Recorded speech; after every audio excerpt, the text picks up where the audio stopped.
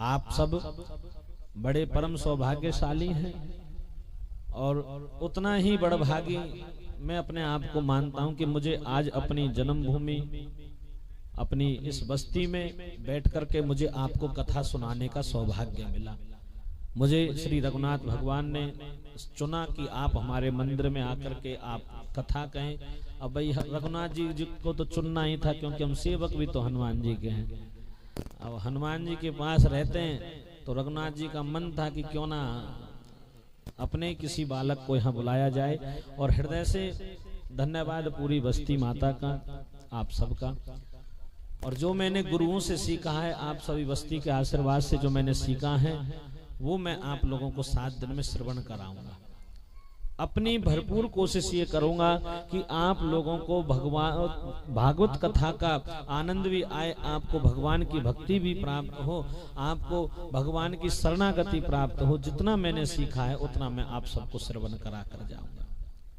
लेकिन उसके लिए आप लोगों को भी मेरा साथ, अपना सहयोग देना होगा और मन कर्म वचन से शुद्ध होकर के श्रीमद् भागवत कथा को सुनना होगा। श्रीमद् भागवत कथा शब्द बड़ा छोटा है, लेकिन इसका जो सार है और जो इसकी महिमा है बहुत दुर्लभ है। जो संत मुनियों ने जिसको बनाया है, ये केवल मनुष्यों को ही सुनने को मिली, देवताओं को बड़ी दुर्लभ है भैया। श्री यानी राधा रानी, भागवत भगवान कृष्ण का साक्षात स्वरूप है। पहले तो आप ये जानिए कि जो हम ये भागवत सुन रहे हैं, आज तक आपने अनेकों भागवत कथाएं सुनी होंगी। भागवत किसे कहते हैं? भागवत है क्या? कलयुग में भगवान श्री कृष्ण का वाग्मयी स्वरूप है श्रीमद् भागवत कथा।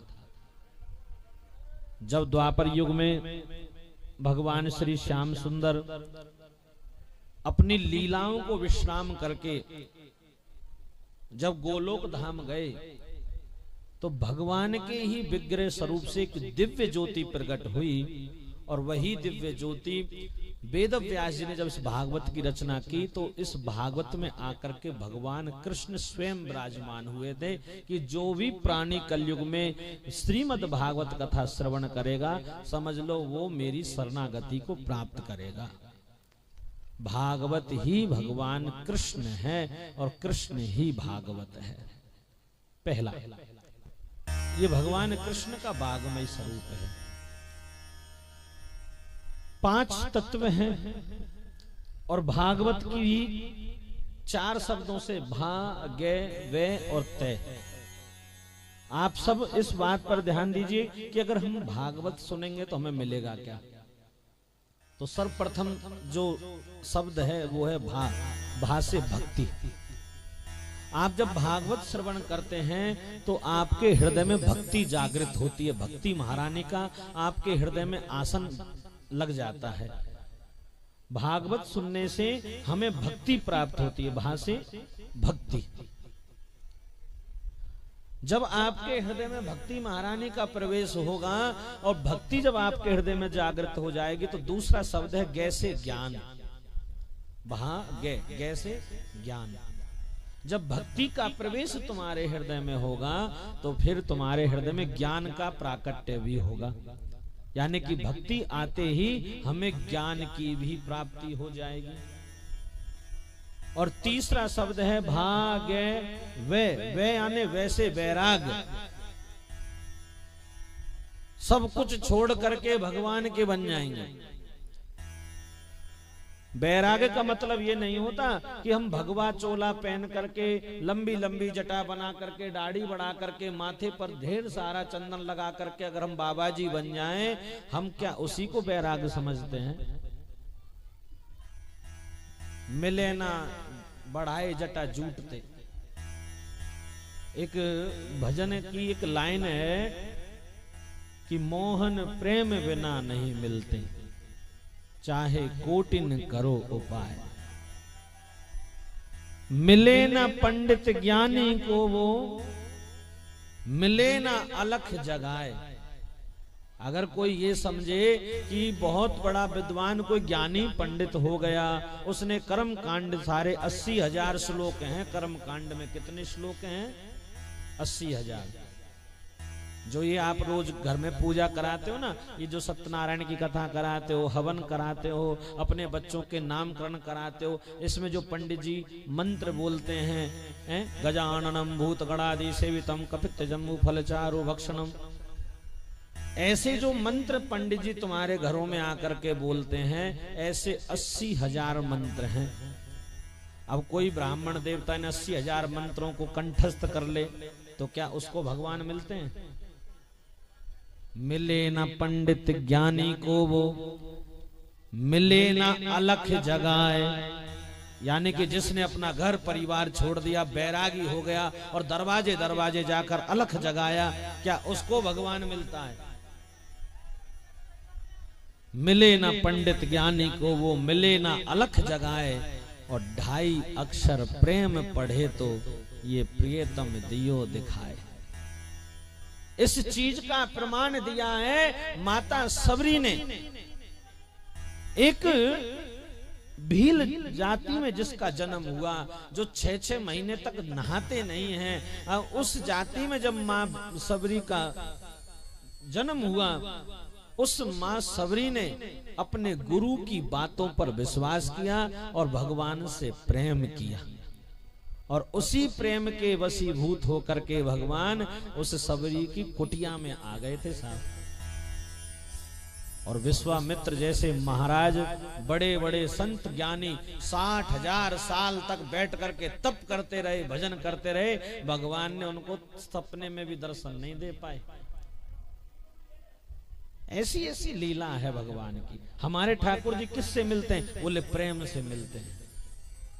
आप सब जितने भी भक्त यहाँ बैठे हैं, माताएं बंधु बैठे हैं, भाई बंधु बैठे हैं, आप सबसे यही आग्रह और विनती है कि 7 दिन तक अपने घर में रहो, परिवार में रहो, नाते रिश्तेदारी में रहो, लेकिन मन और प्रेम केवल भगवान के चरणों में होना चाहिए।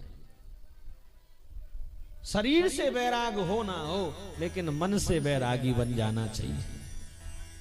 तीसरा शब्द वैसे बैराग, यानी कि भागवत सुनने से आपके मन में बैराग उत्पन्न होगा। और चौथा, तैसे तरनो उद्धार, भागे वे और ते, यानी कि आप जब भागवत सुनोगे, आपके हृदय में भक्ति का प्राकट्य होगा, आपके हृदय में ज्ञान उत्पन्न होगा, आपके मन में वैराग्य उत्पन्न होगा, और अंत में आपको मोक्ष की प्राप्ति होगी। मरना सबको एक दिन है, आया है सो जाएगा, राजा रंग के फकीर, कोई सिंहासन चढ़ चला, कोई बांधे जात जंजीर। यानी कि जिसने भी इस संसार में जन्म लिया है, उन सबको एक दिन मरना है। कोई राजा अगर जाए तो सिंहासन पर बैठ करके उसकी अंतिम यात्रा निकाली जाती है। अगर कोई बंदी, कोई कैदी अगर शरीर पूरा कर दे तो उसे जंजीरों में बांध करके ले जाते हैं। जाना सबको है, कोई परमानेंट नहीं है इस जगत में, सबको जाना है। लेकिन जो भगवान के नाम का सहारा लेता है, जो भागवत का स्मरण करता है, जो भजन करता है, उस व्यक्ति का पुनः दोबारा इस धरती पर आना जाना नहीं होता। पुनरपि जननम पुनरपि मरणम, यानी कि ना तो बार बार जन्म होता है, ना बार बार मरण होता है। भैया आप सब जानते हैं 84 लाख योनि भोगने के बाद, कितनी योनि? 84 लाख। एक और प्रेम से बोलो राधे राधे। देखो प्रेम से बोलना है, होले नहीं बोलना है, बोलो राधे राधे। 84 लाख योनि भोगने के बाद ये नर्तन मिला। किस लिए मिला? कि जाकर के भगवान का भजन करो। 84 लाख योनि भोगने के बाद नर्तन मिला, जाओ जाके भगवान का भजन करो। कुत्ता, बिल्ली, बंदर, नाली के कीड़े, जाने कैसा कैसा रूप हमने धारण किया। पेड़ बने, पौधे बने, जीव बने, जंतु बने, तब जाकर के ये मनुष्य का शरीर मिला। किस लिए मिला?